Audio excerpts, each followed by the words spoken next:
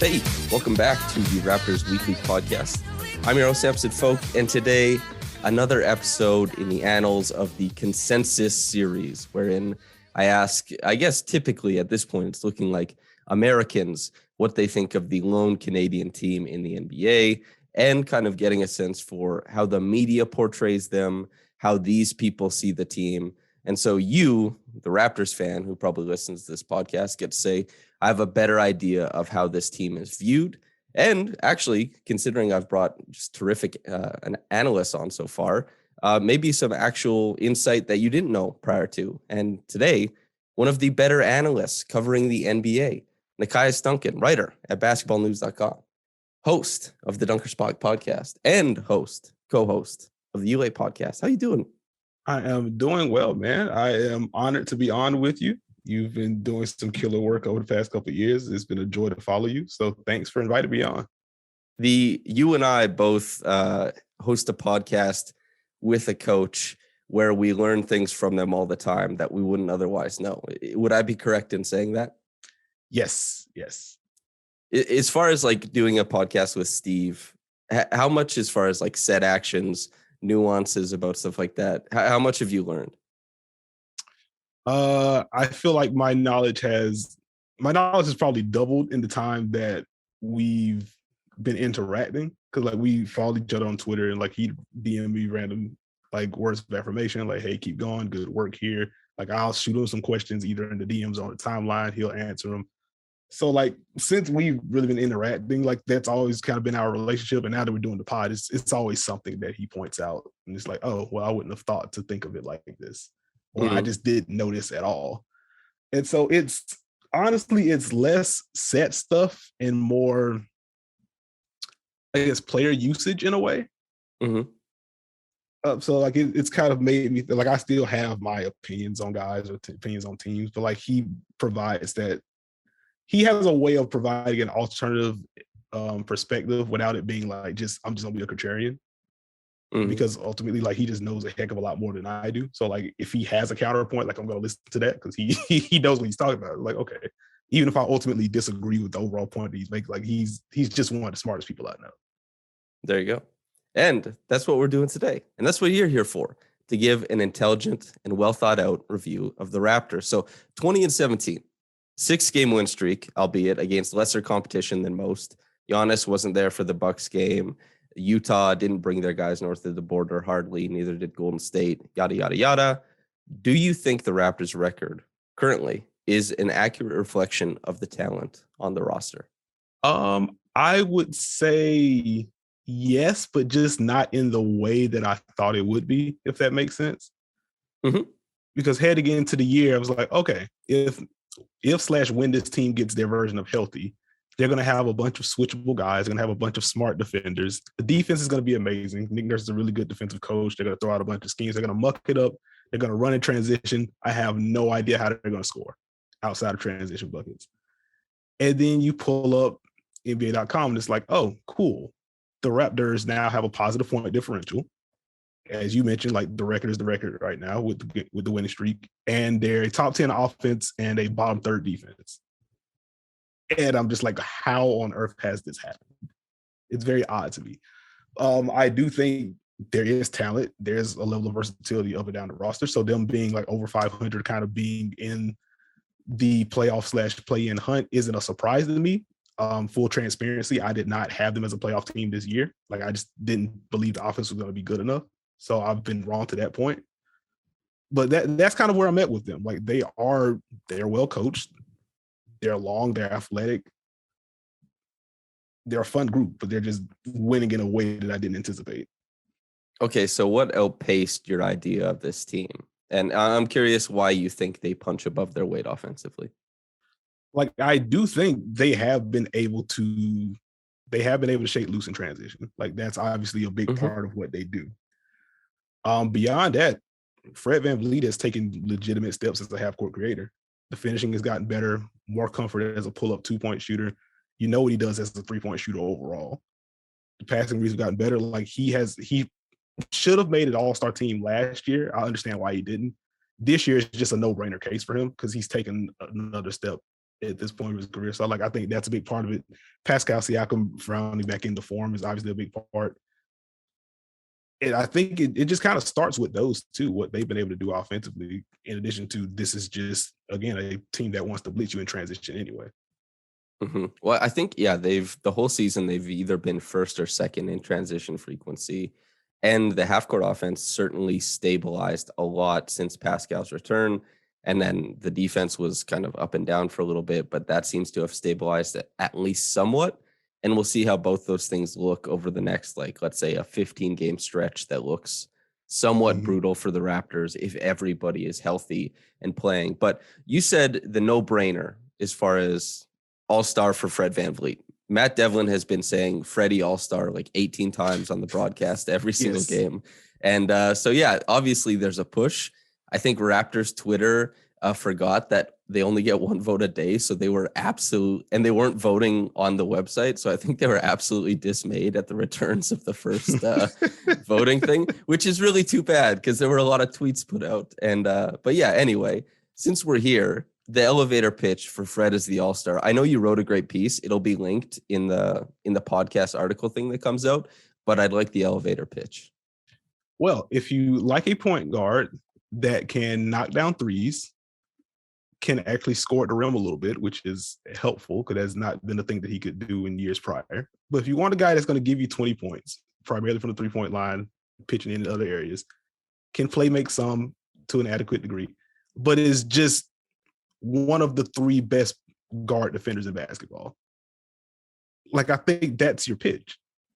Like, there isn't a guard in the East that provides value on both ends like Fred VanVleet does.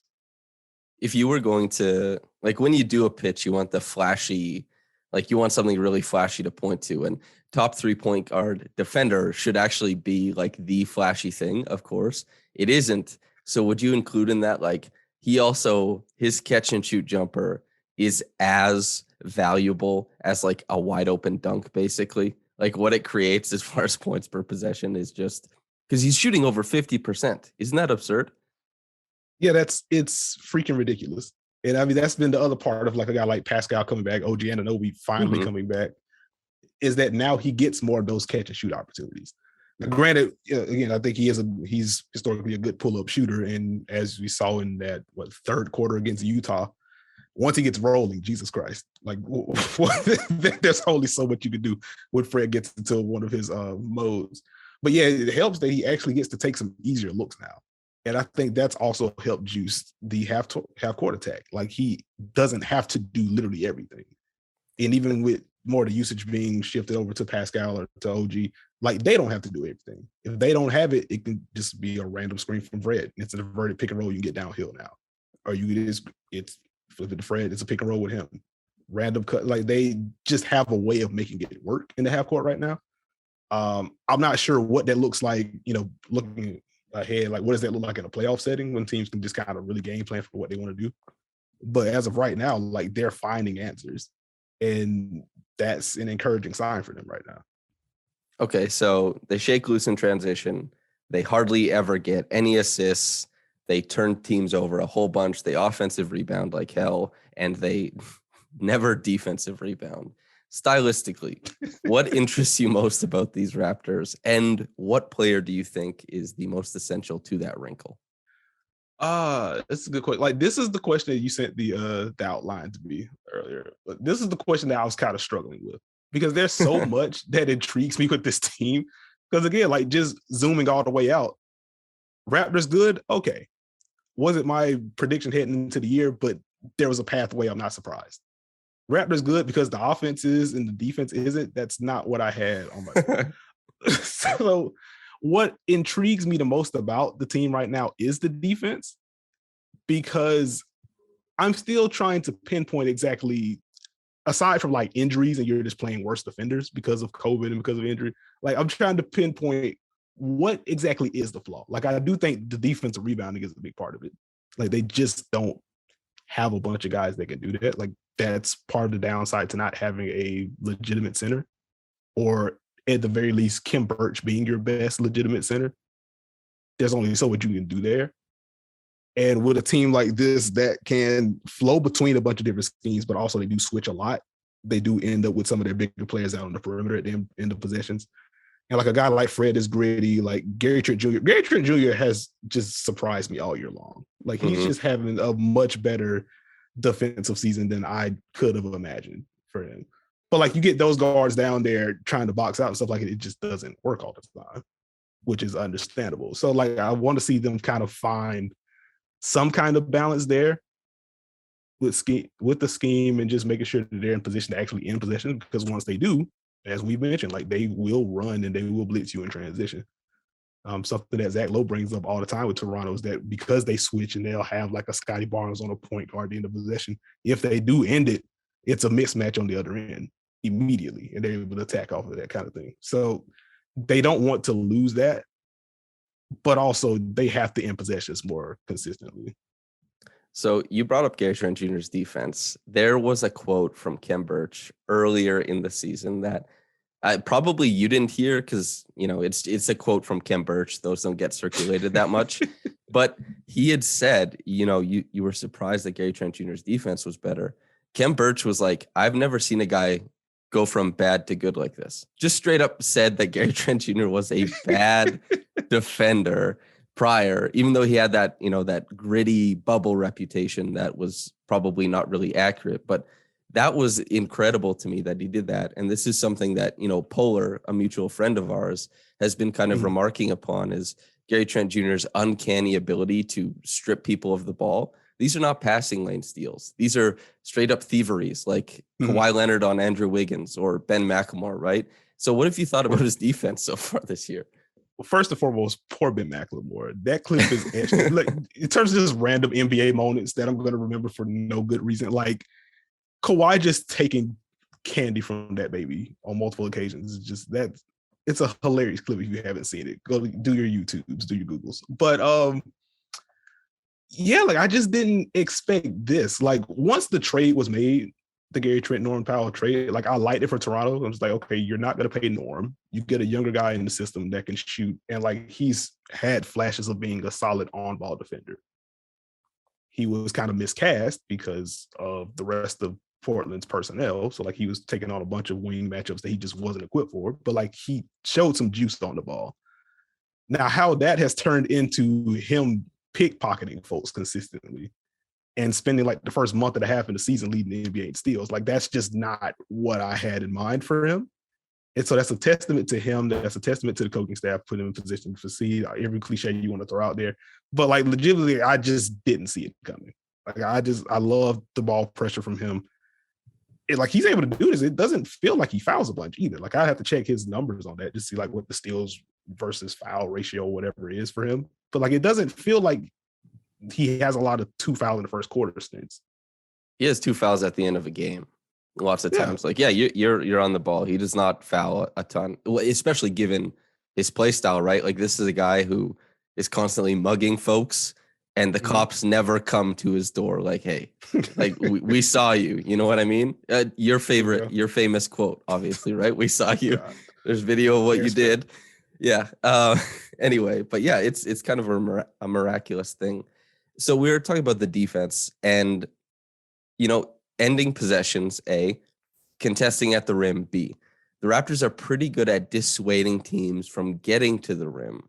And that's because they pinch in so much on every drive. They really sell out and they dig down on a lot of post-ups.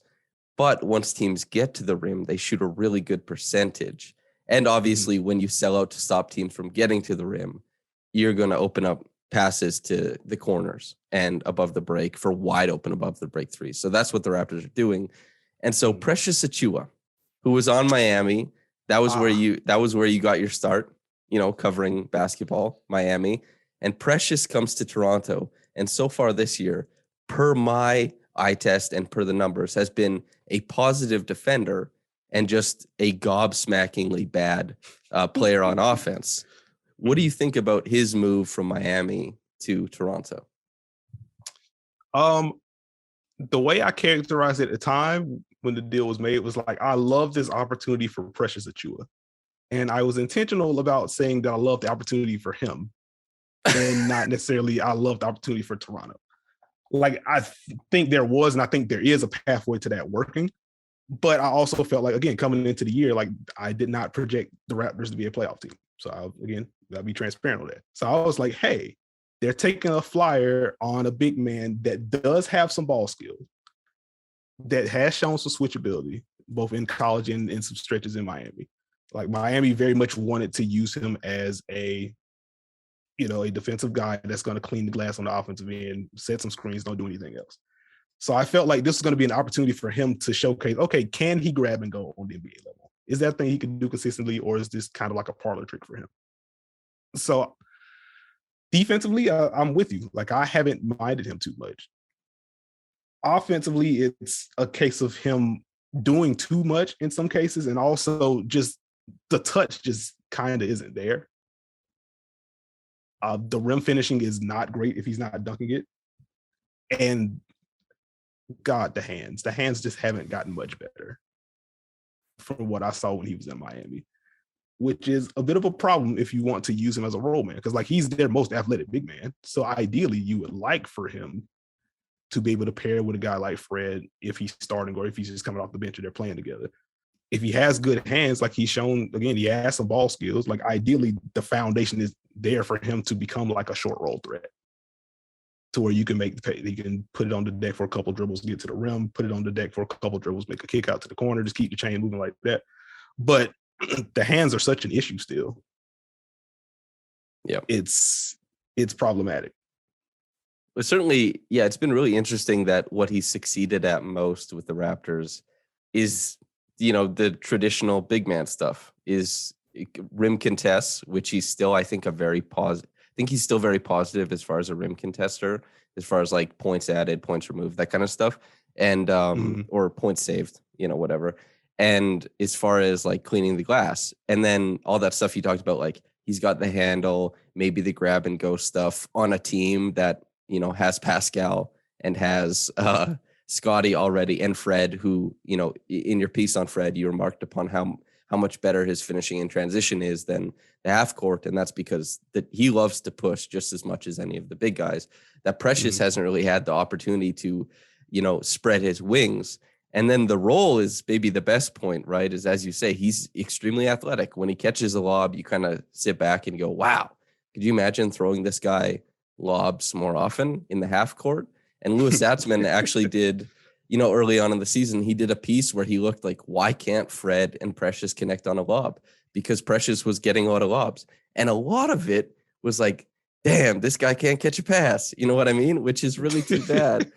And so it has been really interesting that like he is short for a big, and especially a center, that this guy has come in and excelled in the Raptors scheme as their quote unquote big, but he hasn't been able to really take the grab and go stuff. He's hit a couple threes, and there are some possessions where it's Precious time.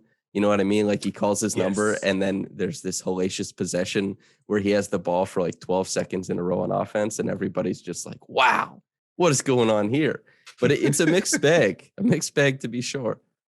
I just don't know how you rein him in without the hands being better. Because like without the hands being better, like you kind of have to try to derive some on-ball value with him. Because I think that's the only way you make it work. Because if you completely strip that away, kind of like what Miami did during the regular season, at least, like preseason there was some stuff, or like summer league there was some stuff when we first got it. But unless you just if you strip that completely away, and he also can't catch consistently, and he's not a shooter, he wants to be, I'd say, it's a non-zero chance that he could become a solid spot-up guy down the road. But like he's not that right now. It's like, what do you have in him? Mm-hmm. And is the defense good enough to where you can, is the defense good enough to where you justify playing him over Khem Birch when you need your big man to pry guys open and you just need something solid on both ends? Probably not. And then the overarching thing there is like, okay, if you're not going to play Precious and develop him, why are we playing Khem when you could just play Pascal at the 5 or OG at the 5 or whoever you want to nominate at the 5? Like him, those two and Barnes just kind of flow between those spots. So it's like, well, okay, what are we really doing here if you're not going to give him Precious? So like, this is a unique opportunity for him. Like I would like to see him figure it out. The rough outline is very intriguing, but the emphasis is kind of on rough right now for me, at least offensively.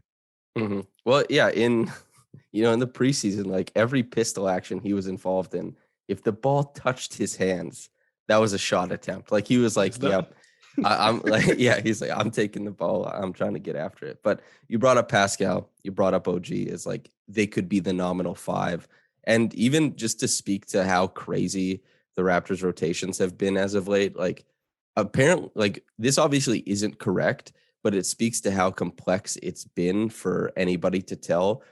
You know, Chris Boucher apparently has played as much shooting guard this year as he has center, according to Basketball Reference.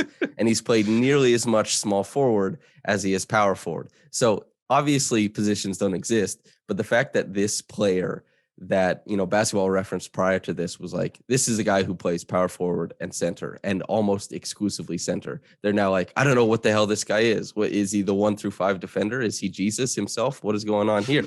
You know what I mean? But Pascal, Scottie, and OG, the wing tandem. I'm really curious to hear what you think about those three as a collective, and then if you want to dig down on any of those guys, go nuts. The easy answer is that I love it. Full disclosure, OG Anunoby was my most improved player pick before the year. It stinks that he has had once again an injury-plagued season, so I'm excited to see him catch his rhythm again.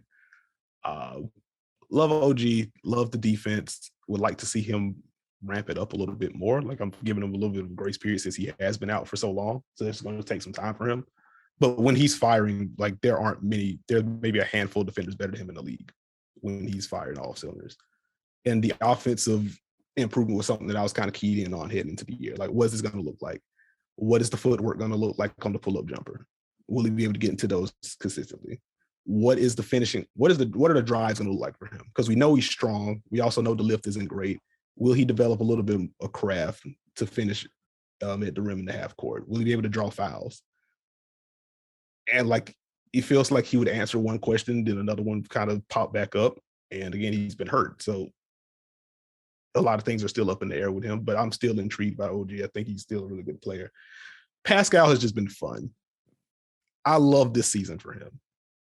I love that he has, it seems like this is the most comfortable I've seen him on offense. Mm-hmm. And again, like you covered it, like you watch the Raptors more closely than I do. But like from my viewing, this is the most comfortable I've seen him offensively.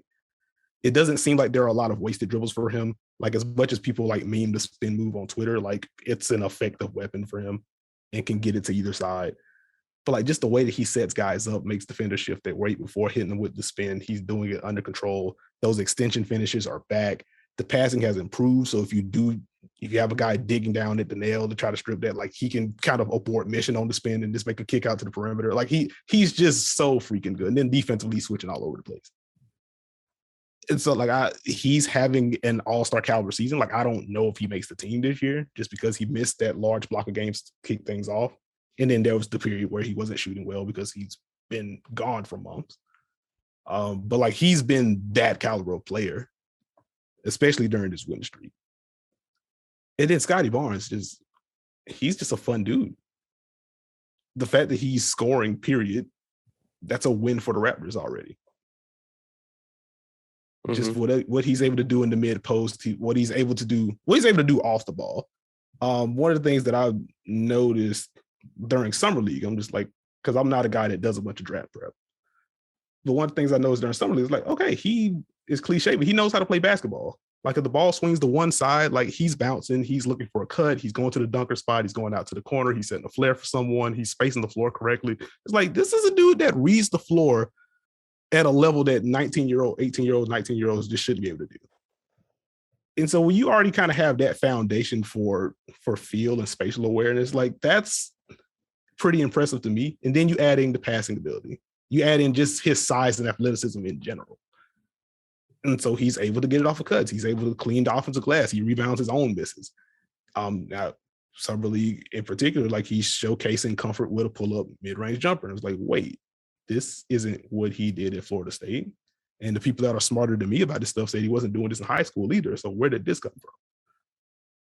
And so he's been able to build off of that. I remember early in the season, Nick Nurse basically called him out, as Nick Nurse does. But Nick Nurse basically called him out like, hey, no, we want you taking threes. Like, get your shots up. What's happening here? And from that moment on, he's taking like 3, 4, 5 threes a game. It's like, oh, he took heed. He's not scared. And the playmaking, this is something that I brought up on the dunker spot before, where it's like he sees the floor well, he can pick out the guy, but sometimes the type of passes that he would choose, higher difficulty, and then that leads to some bad placement and stuff. And it's just like, okay, this seems like it's, even if he gets the assist, it's like, all right, it's good process, but it's also bad process, but it's good reward. So it's just like, I don't know where I fall on this yet with him as a passer, but like, even though over the last month or so, like that's improved for him too. And so I'm really excited for what he brings. Then defensively, on ball, he can switch all over the place already. Like we've seen the matchups with Kevin Durant. Like he can legitimately defend 1 through 5, or he can defend 1 through 4 right now. And then some 5s. Off ball, rookie stuff, he can get lost off the ball. Throw a couple of screening actions for him, have him navigating some staggers or something, like he can get lost in the sauce sometimes, but that's rookie stuff. I'm not concerned about him long-term at all. But like he's probably my 3rd favorite guy in the draft. Who are your first behind two? Cade and Evan Mobley. Like they're just tremendous. But like even that's just a testament to those two more so than a knocking at Scottie, because he's incredibly fun. Like I'm always a fan of those type of archetypes anyway, just big fours that can also play make. Now that he's actually scoring at a level that you probably would have expected coming into like year 3 or 4 for him, he's already doing it. I just want to see where it goes from here. I was really hoping you were going to, when you said spatial awareness and feel, I was hoping proprioception was going to come in so I could make the that boy nice, that boy nice joke, you know? On the nose.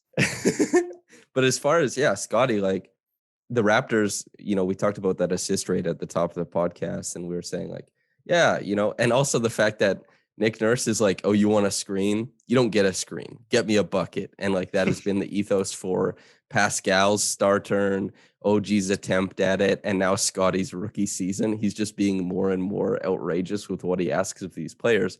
And Scottie, as far as like in isolation, his steps, his ability to maintain forward momentum while backing guys down and to hop step into space for those little push/jumpers, like he's got incredible isolation craft relative to what people thought. And as you brought up, like the jumper there, we could dig down a little bit more on OG, the drives. You brought up something really great, is that when he answers something, another question pops up, and that is absolutely true.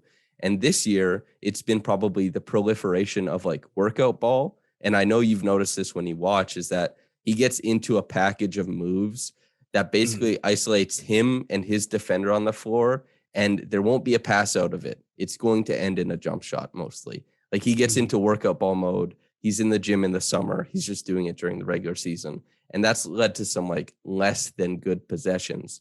But as far as reactive reads as a passer, he might even be better than Pascal, like driving in the half court. He's really good at it. It's such a mixed bag.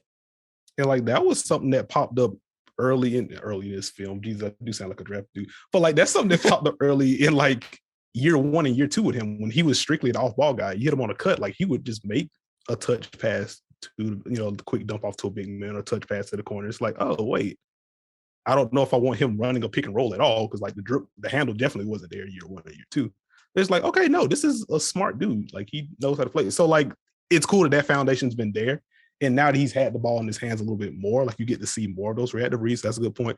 Also, I just want to say, like, workout ball is great. It's a great phrase. I wish I would have came up with that. That's tremendous content. But like, that's also what you see with a guy that's being forced into the role that he didn't used to, right?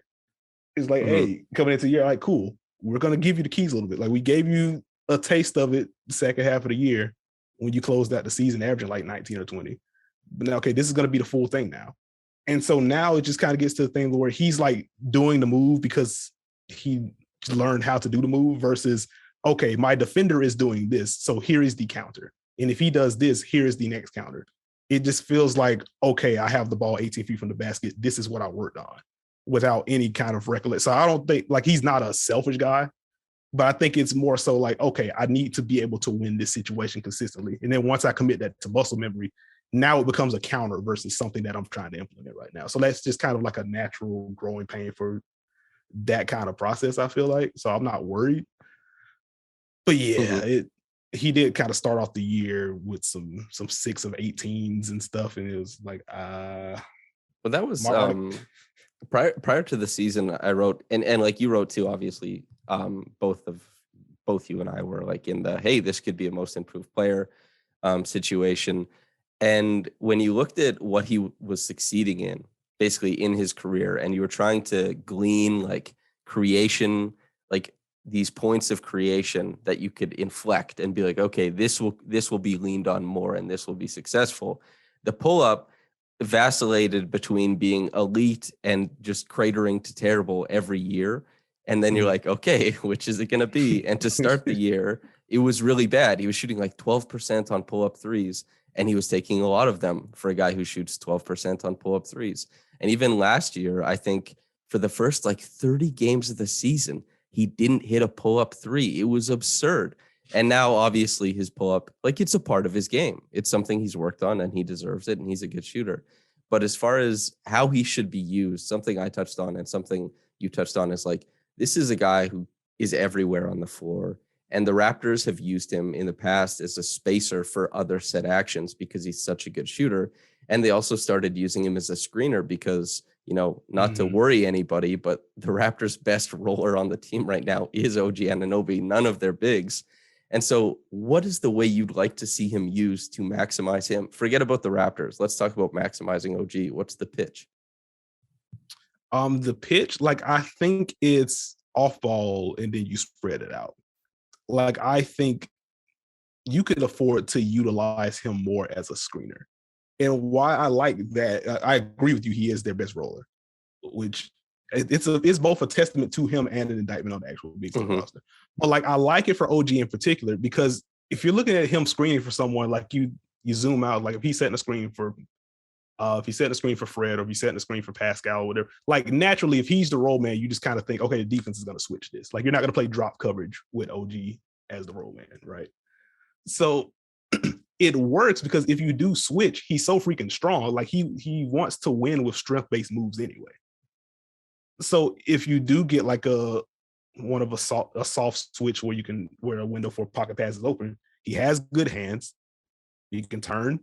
Again, like he's, as we both mentioned, like he's a good reactive passer. So like he can make the high-low read depending on who else he's on the floor with. If someone cuts from the corner, he can make that lay down pass. If they stay in the corner, you can make that kick out. So that's there. If it's just a pure switch, he's very good at sealing off his man. It's big man-esque, watching him set established post position.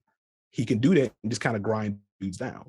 So like I do think that's something that you can use just to get him some easy buckets. And that's how you get him some self-creation opportunity. Like if it is just a pure switch, that's how you get him a self-creation situation that doesn't overtask him, if that makes sense. Because where the handle is right now, it's night and day from where it was when he first came to the league, but it's still not a high-level handle. And so like even if you did want him to make the scoring leap, giving him 12, 14, 15 pick and rolls a game, or pick and rolls plus ISOs combined, like that, probably you're going to have like a 51 true shooting percentage if that's how you're using it.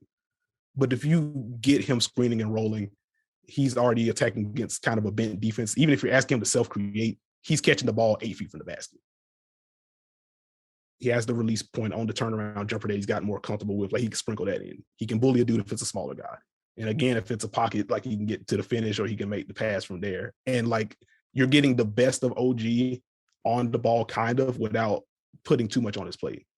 And then from there, like you can just move him around the floor. If you want to space him on the weak side while Toronto's running something else, like he's been an elite spot up shooter pretty much every year of his career outside the rookie year. And that's mostly a volume thing, if I remember correctly.